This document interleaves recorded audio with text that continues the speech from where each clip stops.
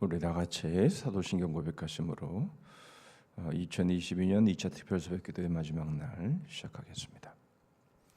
전능하사 천지를 만드신 하나님 아버지를 내가 믿사오며 그 외아들 우리 주 예수 그리스도를 믿사오니 이는 성령으로 잉태하사 동정녀 마리아에게 나시고 본디오 빌라도에게 고난을 받으사 십자가에 못 박혀 죽으시고 장사한 지 사흘 만에 죽은 자 가운데서 다시 살아나시며 하늘에 오르사 전능하신 하나님 우편에 앉아 계시다가 저리로서 산자와 죽은 자를 심판하러 오시리라. 성령을 믿사오며 거룩한 공예와 성도가 서로 교통하는 것과 죄를 사하여 주시는 것과 몸이 다시 사는 것과 영원히 사는 것을 믿사옵나이다. 아멘. 찬송가 288장을 부르십니다.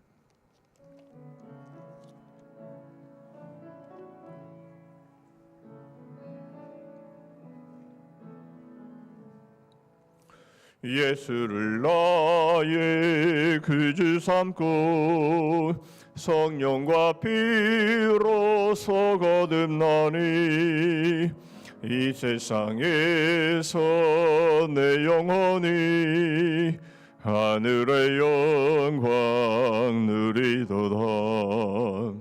이것이 나의 간증이요 이것이 나의 찬송일세. 나 사는 동안 끊임없이 그 주를 찬송하리로다. 온전히 주께 맡긴 내 영 사랑의 음성을 듣는 중에 천사들 왕래하는 것과 하늘의 영광 누리리로다. 이것이 나의 간증이요 이것이 나의 찬송일세. 나 사는 동안 끊임없이 그 주를 찬송하리로다. 주 안의 기쁨 누림으로 마음의 풍랑이 잔잔하니 세상과 나는 간 곳 없고 그 속한 주만 보이도다. 이것이 나의 간증이요 이것이 나의 찬송일세. 나 사는 동안 끊임없이 그 주를 찬송하리로다.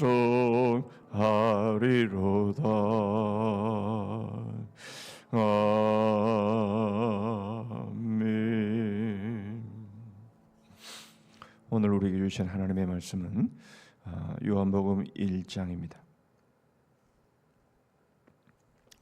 요한복음 1장 35절 말씀부터 마지막 절 51절 말씀까지입니다. 요한복음 1장 35절부터 마지막 절 말씀까지 제가 읽습니다. 또 이튿날 요한이 자기 제자 중 두 사람과 함께 섰다가 예수께서 거니심을 보고 말하되 보라 하나님의 어린 양이로다. 두 제자가 그의 말을 듣고 예수를 따르거늘 예수께서 돌이켜 그 따르는 것을 보시고 물어 이르시되 무엇을 구하느냐 이르되 랍비여 어디 계시오니까 하니 랍비는 번역하면 선생이라. 예수께서 이르시되 와서 보라. 그러므로 그들이 가서 계신 데를 보고 그날 함께 거하니 때가 10시쯤 되었더라. 요한의 말을 듣고 예수를 따르는 두 사람 중에 하나는 시몬 베드로의 형제 안드레라. 그가 먼저 자기의 형제 시몬을 찾아 말하되 우리가 메시아를 만났다 하고 메시아는 번역하면 그리스도라. 데리고 예수께로 오니 예수께서 보시고 이르시되 내가 요한의 아들 시몬이니 장차 게바라 하리라 하시니라. 게바는 번역하면 베드로라. 이튿날 예수께서 갈릴리로 나가려 하시다가 빌립을 만나 이르시되 나를 따르라 하시니 빌립은 안드레와 베드로와 한 동네 베세다 사람이라. 빌립이 나다나엘을 찾아 이르되 모세가 율법에 기록하였고 여러 선지자가 기록한 그 일을 우리가 만났으니 요셉의 아들 나사렛 예수니라. 나다나엘이 이르되 나사렛에서 무슨 선한 것이 날 수 있느냐? 빌립이 이르되 와서 보라 하니라. 예수께서 나다나엘이 자기에게 오는 것을 보시고 그를 가리켜 이르시되 보라, 이는 참으로 이스라엘 사람이라 그 속에 간사한 것이 없도다. 나다나엘이 이르되 어떻게 나를 아시나이까? 예수께서 대답하여 이르시되 빌립이 너를 부르기 전에 네가 무화과나무 아래에 있을 때에 보았노라. 나다나엘이 대답하되 랍비여, 당신은 하나님의 아들이시오 당신은 이스라엘의 임금이로소이다. 예수께서 대답하여 이르시되 내가 너를 무화과나무 아래에서 보았다 함으로 믿느냐? 이보다 더 큰 일을 보리라. 또 이르시되 진실로 진실로 너희에게 이르노니 하늘이 열리고 하나님의 사자들이 인자 위에 오르락 내리락 하는 것을 보리라 하시니라. 아멘.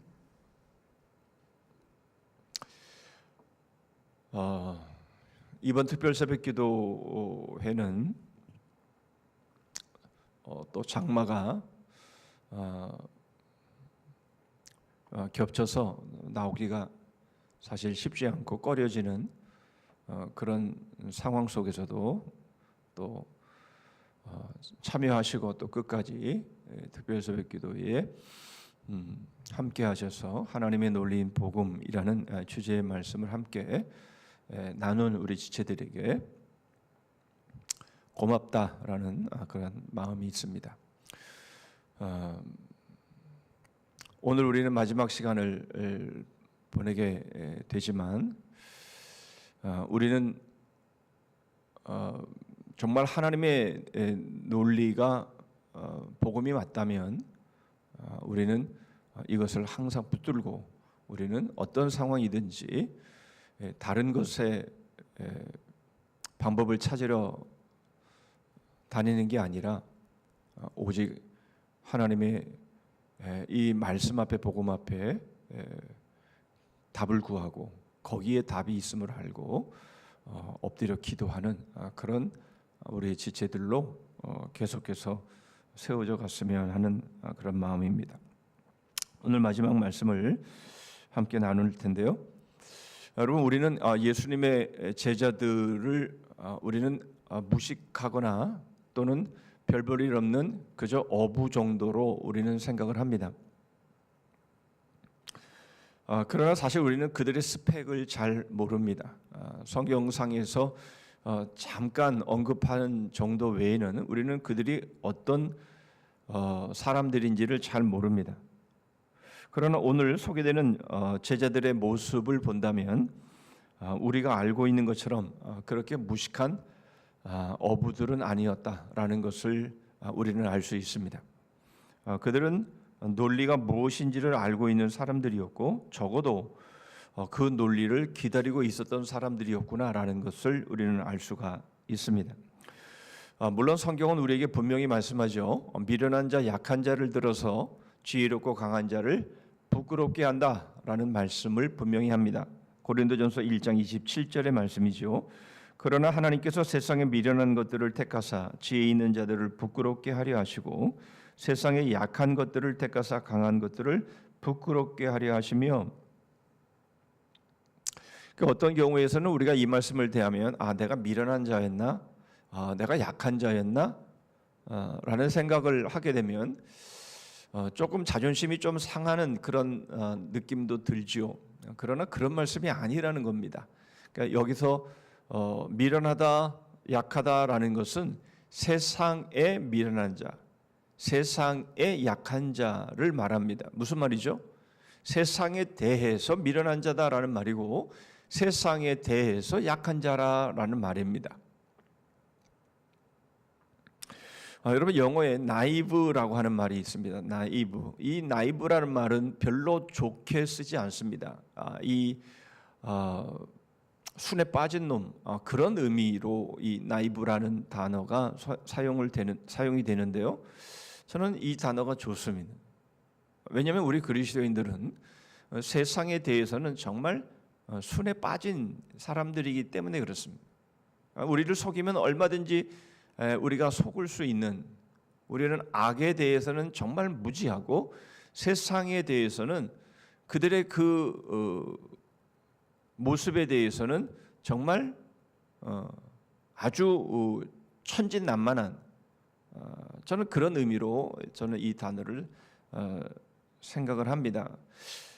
기분 나빠할 단어는 아니라는 거죠. 아유 순에 빠진 놈, 아유 멍청한 놈, 이런 식의 말이기는 하지만 그러나 우리는 분명 세상에 대해서 정말 나이브한 사람들인 거죠. 그러나 여러분, 세상은요 논리를 가지고 있습니다. 우리가 이미 지금까지 살펴본 것처럼 여러분, 그 논리는, 자신들이 가지고 있는 논리는 그것은 결코 서지 못합니다. 자신들은 굉장히 강하다라고 생각하죠. 자신들은 굉장히 지혜롭다라고 생각을 합니다. 그러나 여러분, 그것은 논리가 아닙니다. 그것은 오히려 결과적으로 미련한 것이고, 오히려 그것은 어리석은 것이고, 그것은 결국 망하게 되어 있는 겁니다. 여러분, 그러므로 예수 그리스도가 하나님의 완전한 논리가 맞다면 우리는 세상에 대해서 미련하고 약한 자가 되는 것이 맞고, 세상의 논리를 따라가지 않는 자라는 말도 되는 겁니다. 세상의 논리를 따라가는 자, 세상에서 강한 것 같고 세상에서 지혜로운 것 같지만, 그러나 하나님의 완전한 논리인 복음 예수 그리스도에 대해서는 정말 미련하고 어리석은 자들일 수밖에 없는 거죠. 오늘 우리는 논리의 제자라는 제목으로 예수님을 따랐던 제자들, 오늘 적어도 오늘 본문에서 소개되고 있는 5명이 소개가 되고 있지만 사실 6명이라고 우리는 볼 수 있는데요. 이 제자들은 도대체 어떤 자들이며 그들은 과연 어떤 일을 하는 자들인가 하는 것을 생각해 보면서 오늘 마지막 시간을 정리하려고 합니다. 먼저 이 논리의 제자들은 어떤 자들인가? 바로 이들은 바로 이 논리를 사모하고 기다리는 자였다라는 것을 여러 모습을 통해서 오늘 본문은 말씀하죠. 특별히 35절과 36절의 말씀을 먼저 보시죠. 또 이튿날 요한이 자기 제자 중 2사람과 함께 섰다가 예수께서 거니심을 보고 말하되 보라, 하나님의 어린 양이로다. 어제 살펴본 것처럼 여기서도 그라고 하는 단어가 빠져 있습니다. 예수님께서 어떤 분이신지 세례요한은 2번째로 증거를 하죠. 세상 죄를 지고 가는 하나님의 그 어린 양이로다 라고 동일한 증언을 하고 있습니다. 그런데 이 말을 누가 듣습니까? 바로 세례 요한의 2 제자가 듣습니다. 이 2 제자 중에 한 사람의 이름은 소개가 되고 있죠. 안드레라, 이렇게 오늘 본문은 소개하고 있습니다만은 또 한 사람의 이름도 학자들은 동일하게 요한이다라고 말을 합니다. 이 요한복음을 쓴 사도 요한, 마지막에 가서야 자기의 이름을 밝히는데, 자기의 이름을 밝히는 게 아니라 마지막의 순간에서도 자기가 사랑하시는 제자였다라고 그렇게 표현하면서 그게 나다라는 표현을 하지요. 결국 이 세례 요한의 2 제자는 안드레와 요한이었다, 이렇게 우리는 알 수 있는 겁니다. 그런데 이 37절의 말씀을 보면 바로 이 2 제자는 세례 요한의 바로 이 증거, 세상 죄를 지고 가는 하나님의 그 어린 양이로다라는 이 말을 듣고 예수님을 따릅니다. 그렇죠. 37절 2 제자가 그의 말을 듣고 예수를 따르거늘. 세례 요한이 증언한 세상 죄를 지고 가는 하나님의 그 어린 양이로다라는 이 2번째의 증거, 이걸 2 제자가 전에도 들었고 지금도 들어서 들었는지 그거는 모르겠지만, 그러나 바로 이 세례 요한, 바로 이 자기의 선생이 증언하는 이 말을 듣고 그 말이 무슨 말인지 알아듣고는 예수님을 따랐다라는 말입니다. 여러분, 우리는 이들이 세례 요한의 제자라는 것도 우리는 주목해 봐야 될 일이죠. 안드레와 요한이 그냥 어부만이었다, 그런 것이 아니었다라는 거죠. 그들은 세례 요한의 두 제자였다라고 분명히 언급이 되고 있는 겁니다. 뿐만 아니라 바로 이 세례 요한의 이 말을 듣고 바로 하나님의 논리를 따르는, 다시 말하면 예수 그리스도 복음을 따르는 자들이었음을 우리가 볼 때에 그들이 과연 단지 무식한 어부들이었나? 그렇지 않음을 우리는 보게 되는 거죠. 41절도 보시죠. 그가 먼저 자기의 형제 시몬을 찾아 말하되 우리가 메시아를 만났다 하고, 메시아는 번역하면 그리스도라. 이 안드레가 뭐라고 말하죠? 자기 형제 시몬 베드로를 찾아서 우리가 메시아를 만났다, 이렇게 말하고 있는 겁니다. 세례 요한의 바로 그 증언을 알아듣고, 그리고 그 말에 따라서 예수 그리스도를 만났는데, 예수 그리스도가 어디 계신지 가서 보고 지냈는데 그분이 바로 메시아임을 그들은 단박에 알아봤다라는 겁니다. 그리고는 자기의 형제 시몬 베드로를 향해서 우리가 메시아를 만났다. 여러분, 너무 심플하고 너무 간단한 메시지 아닙니까? 그런데 시몬이 그 말을 받아들입니다. 그리고는 예수께로 가서 예수님을 만나죠. 메시아를 만났다. 여러분, 이 간단한 이 메시지의 내용을 듣고는 예수님께로 나오는 이 모습을 우리는 보면서 그들이 무식한 어부였다라고 말할 수 있겠냐라는 겁니다. 여러분, 베드로는 누가복음 5장의 말씀에 보면 온종일 밤이 맞도록 수고했지만 고기를 잡지 못하지요. 그러다가 주님께서 깊은 데로 가서 그물을 내려라는 말씀에 그물을 내려서 2배가 잠기게 될 정도로 많은 고기를 잡습니다. 그런데 베드로의 반응이 어떻습니까? 나를 떠나십시오. 나는 죄인입니다. 라고 고백합니다. 여러분, 그 모습이 무식한 어부의 모습입니까?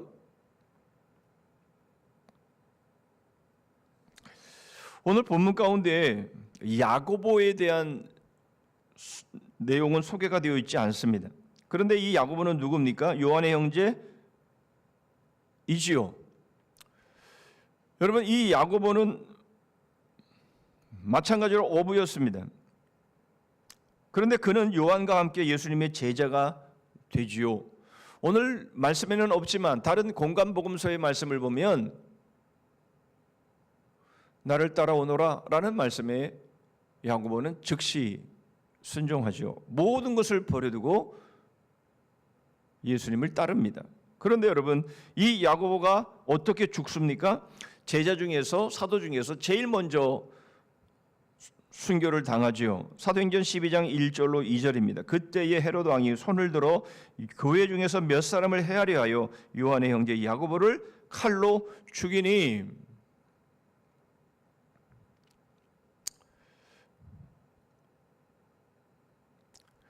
바로 이 야고보는 제일 먼저 제자들 가운데서 순교를 당하는, 여러분, 바로 이러한 야고보가 무식한 어부입니까?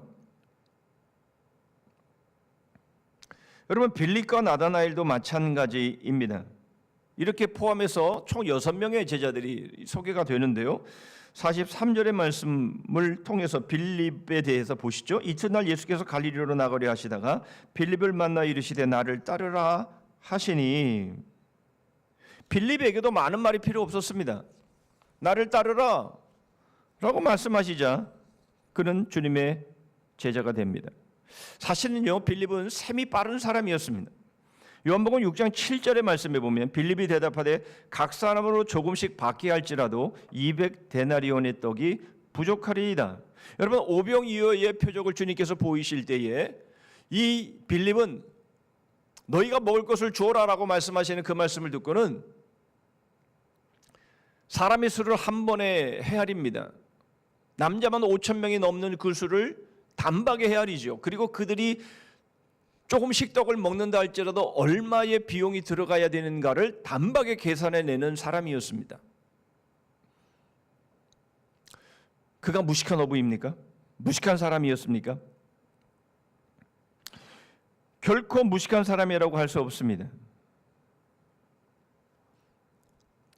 나다나엘에 대해서는 이제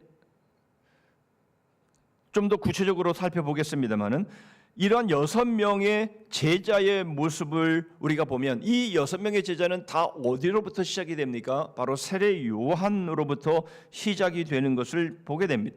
이 세례 요한의 두 제자, 바로 안드레와 요한을 필두로 해서 바로 그들에게 연결되어져서 6명의 제자가 예수님의 제자가 되는데요. 바로 이것은 무슨 말입니까? 바로 세례 요한, 나는 그리스도가 아니라, 이 말은 바로 나는 논리가 아니다 라는 것을 분명히 하고, 바로 그 하나님이 보내신 복음, 그 완전한 논리이신 바로 예수 그리스도의 나는 종로로 타기도 부족한 사람이다 라고 했던 사람들이라는 거죠. 그들이 바로 예수님의 제자들이었다라는 겁니다. 세상의 논리에 대해서는 미련한 자들, 세상에 대해서는 정말 약하고 정말 순진에 빠진 나이브한 그런 사람들이었다라는 겁니다. 여러분, 우리 역시 주님의 제자들이죠. 우리는 주님의 논리를 따르는 자들입니까? 세상의 논리를 따르는 자들입니까? 우리는 지금까지 어떻게 살아왔고 우리는 남은 인생 어떻게 살 것입니까? 세상에 대해서 더 약삭빠르게, 세상에 대해서 좀 더 흐름에 맞춰서 여러분 그렇게 사시렵니까? 그러면 여러분 주님의 제자는 아닙니다. 세상에 대해서는 어리석고 미련한 자들, 세상의 논리에 대해서는 따르지 않는 자들, 그러나 오직 하나님의 논리이신 복음, 바로 예수 그리스도를 따르는 자들이 논리의 제자들이고 바로 복음의 제자들이고 바로 예수 그리스도의 제자들입니다. 두 번째로 바로 제자들은 논리의 모험을 따르는 자들임을 나다나엘의 주님이 하시는 말씀을 통해서 우리는 보게 됩니다. 47절입니다.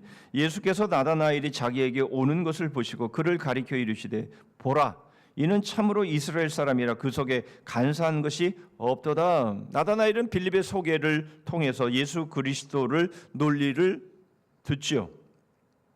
그런데 이 5명의 제자와는 다르게 이 나다나엘만큼은 나사렛 사람이라는 말에 부정적인 반응을 보입니다.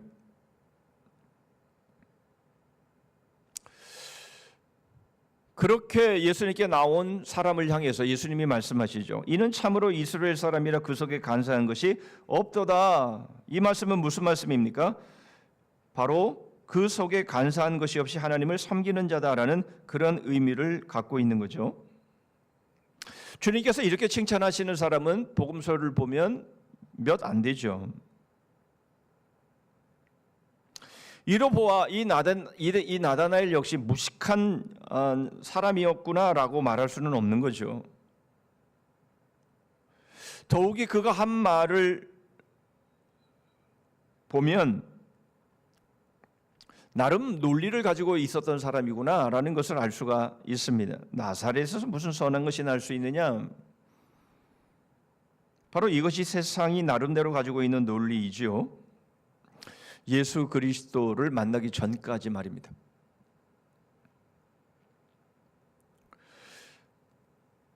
누구나 예수 그리스도를 만나기 전에는 이런 논리를 가지고 자기가 맞다라고 생각을 하죠.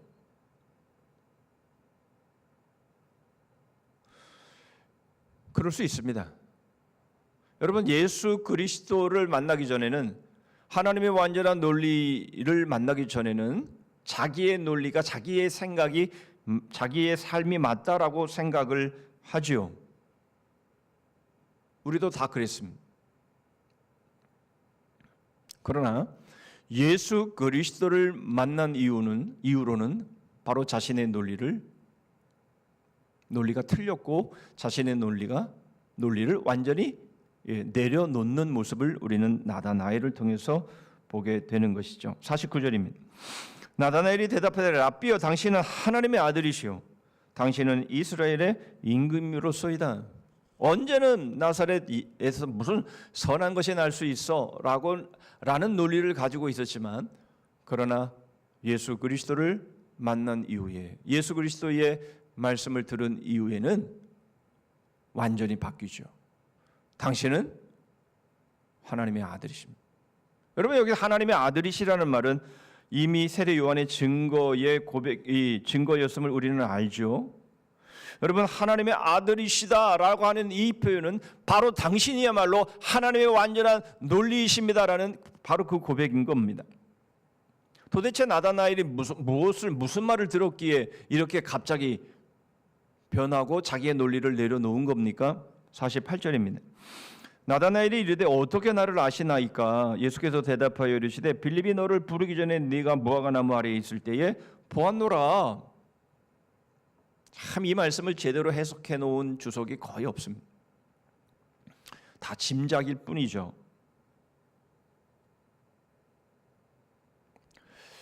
예수님이 자신에 대해 말하자 당황하면서 이렇게 되물었던 겁니다. 나를 어떻게 아시죠? 너는 참 이스라엘 사람이여 네 속에 간사한 것이 없다라고 말씀하시자, 나를 어떻게 아십니까? 주님이 말씀하시죠. 나다나엘이 빌립이 너를 부르기 전에 내가 너를 보았는데 무화과나무 아래에 있는 것을 보았다. 여러분, 예수님께서 시력이 아주 좋으시고 그리고 아주 사람을 보는 기억력이 좋으셔서, 여러분, 내가 너 무화과나무 아래에 있는 것을 보았어, 이렇게 말씀하신 겁니까? 그리고 그것을 주님이 엄청나게 시력도 좋으시고 기억력도 좋으셔서 사람을 정말 잘 알아보시네. 여러분, 이렇기 때문에 나다나엘이 예수님을 향해서 하나님의 아들이십니다, 이스라엘의 임금입니다, 이렇게 말했을까요? 결국 무화과나무 아래에서 보았다라고 하는 것은 예수님이 정말 그가 무화과나무 아래에 있는 것을 주님께서 눈으로 보셔서 그렇게 말씀하신 것이 아니다라는 것을 우리는 분명히 알 수 있습니다. 그 다음 말을 통해서도 우리는 알 수 있죠.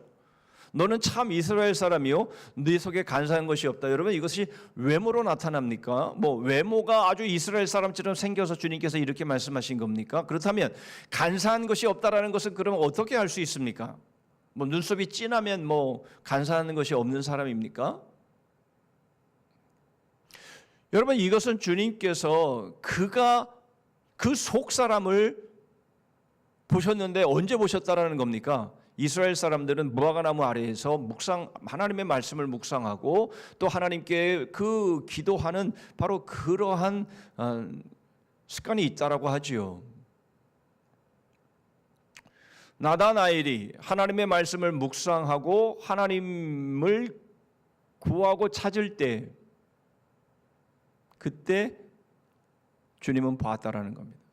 주님은 그 기도를 들으셨다라는 거죠. 그래서 예수님께서 너는 참 이스라엘 사람이라 내 속에 간사한 것이 없다라고 말했을 때, 자기가 묵상하고 자기가 기도했던 바로 그 내용을 주님께서 알고 계셨기 때문에 화들짝 놀라서 한 말이 당신은 하나님의 아들이십니다, 당신은 이스라엘의 임금이십니다라는 고백을 하고 있는 것입니다. 여러분, 그게 중요한 게 아니죠. 그 다음 말씀이 중요합니다. 50절 51절입니다. 예수께서 대답하여 이르시되 내가 너를 무화과나무 아래에서 보았다 함으로 믿느냐? 이보다 더 큰 일을 보리라. 또 이르시되 진실로 진실로 너희에게 이르노니 하늘이 열리고 하나님의 사자들이 인자 위에 오르락 내리락 하는 것을 보리라 하시니라. 여러분, 더 큰 일이 무엇입니까? 내가 너를 무화과나무 아래에서 보았다라니까 네가 믿느냐? 내가 너를 참 이스라엘 사람이고 네 속에 간사한 것이 없다라고 말하니까 네가 나를 믿느냐? 너는 그거보다 더 큰 것을 보리라. 너는 거기에 만족하면 안 돼. 그냥 참 이스라엘 사람이고 너 속에 간사한 것이 없다라는 그 정도를 가지고 만족하면 안 돼. 더 큰 일을 네가 볼 거야. 그러면서 하시는 말씀이 무엇입니까? 하늘이 열리고 하나님의 사자들이 인자 위에 오르락 내리락 하는 것을 볼 것이야. 무슨 말입니까? 여러분, 이것은 야곱이 자기 형 에서를 피해서 바산 아람으로 도망가는 중에 꿈을 꾸고 그 꿈 가운데서 하늘과 땅을 연결한 사다리 가운데 하나님의 사자들이 오르락 내리락 하는 것을 보고 이곳이 바로 하나님의 집이다라고 해서 이름을 베델이라고 지었던 바로 그 꿈의 내용, 바로 그것을 주님께서 하시는 겁니다. 사다리를 싹 빼고 거기에 인자가 들어가 있는 거죠. 인자가 누구입니까? 예수 그리스도이죠. 그러면 그 사다리는 무엇입니까? 예수 그리스도의 십자가인 거죠. 여러분, 하늘과 땅을 연결하는 유일한 길은 예수 그리스도의 십자가이며 바로 그 십자가를 통해, 그 복음을 통해, 바로 그 논리를 통해 놀라운 하나님의 구원이 이루어지는데 네가 그것을 볼 것이며 너는 바로 그 제자가 될 것이다 라는 말씀을 하고 있는 겁니다. 하나님의 나라가 무엇입니까? 하나님의 나라는 어떻게 이루어집니까? 오직 한 일로만 이루어집니다. 예수 그리스도의 십자가. 하늘과 땅을 잇는 유일한 길인 예수 그리스도의 십자가 복음, 하나님의 완전한 논리, 그 길밖에 없습니다. 여러분, 무엇에 우리의 인생을 걸겠습니까? 무엇에 우리의 남은 삶을 걸겠습니까? 조금 더 잘 먹고 조금 더 내가 원하는 거 하고 싶은 바로 그러한 삶에 우리의 나머지의 삶을 걸겠습니까? 그러면 논리의 제자가 아닙니다. 그러면 복음의 제자가 아닙니다. 여러분, 우리는 십자가에 우리의 모든 것을 걸어야. 왜요? 바로 십자가만이 하나님의 나라, 바로 그 구원, 바로 그것을 성취할 수 있는 바로 유일한 길이기 때문에 그런 것이죠.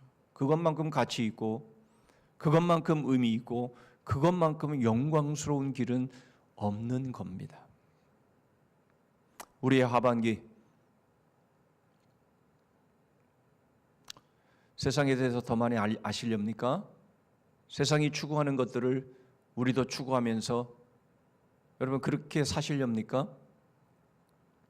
그렇다면 우리는 주님의 완전한 논리인 복음과는 상관없는 사람들이. 여러분, 우리는 세상에 대해서는 미련하고 세상에 대해서는 어리석고 세상에 대해서는 약한 자들이기에 주님이 우리를 부르셔서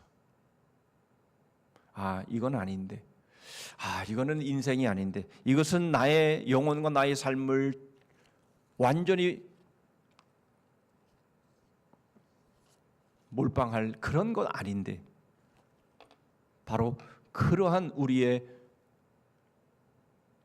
빈 마음과 가난한 마음과 갈망하는 마음, 바로 거기에 딱이신, 우리가 기다렸던, 우리가 사모했던 정말 딱이신 우리의 가치와 의미, 그리고 우리의 모든 영광인 바로 하나님의 완전한 논리인 바로 이 복음에 여러분 우리의 모든 것을 거는 그런 삶으로 우리의 삶이 승리하는 바로 그러한 삶이 펼쳐지기를 주님의 이름으로 축복합니다. 아멘. 기도합니다. 하나님 아버지, 저희들은 세상에 대해서 미련한 자들이며 세상에 대해서는 약한 자들입니다. 그러하기에 주님 저희들을 부르셨습니다. 정말 저희들은 세상에 내놓을 만한 것 정말 아무것도 없습니다. 그러나 주님, 저희들은 복음이 예수 그리스도가 하나님의 완전한 논리이심을 믿고 저희들은 오직 주님만을 사모하며 하나님의 나라를 사모하며 바로 그 하나님의 나라를 바라보며 이제는 어떤 모험도 서슴지 않고 순종하여 감행하는 십자가의 길만이 유일한 하나님의 나라로 나아가는 길이며 하나님의 나라를 이 땅 위에 세우는 길임을 믿고 비록 잠시 잠깐의 위기와 어려움과 고난과 고통과 박해와 핍박이 있을지라도 그러나 여기에 저희들의 모든 것을 거는 진정한 논리의 제자들, 예수 그리스도의 제자들, 복음의 제자들로 살아가게 하여 주시옵소서. 복음의 영혼을 배우며 생명을 서로에게 삶을 거는 주님의 몸된 교회 되기를 원합니다. 오늘도 어디에 있든 무엇을 하든 그리스도의 향기로 복음의 향기로 살게 하옵소서. 예수 그리스도의 이름으로 기도하옵나이다. 아멘. 하늘에 계신 우리 아버지여, 이름이 거룩히 여김을 받으시오며 나라 임하옵시며 뜻이 하늘에서 이룬 것 같이 땅에서도 이루어지이다. 오늘날 우리에게 일용할 양식을 주옵시고 우리가 우리에게 죄 지은 자를 사하여 준 것 같이 우리 죄를 사하여 주옵시고 우리를 시험에 들게 하지 마옵시고 다만 악에서 구하옵소서. 대개 나라와 권세와 영광이 아버지께 영원히 있사옵나이다. 아멘.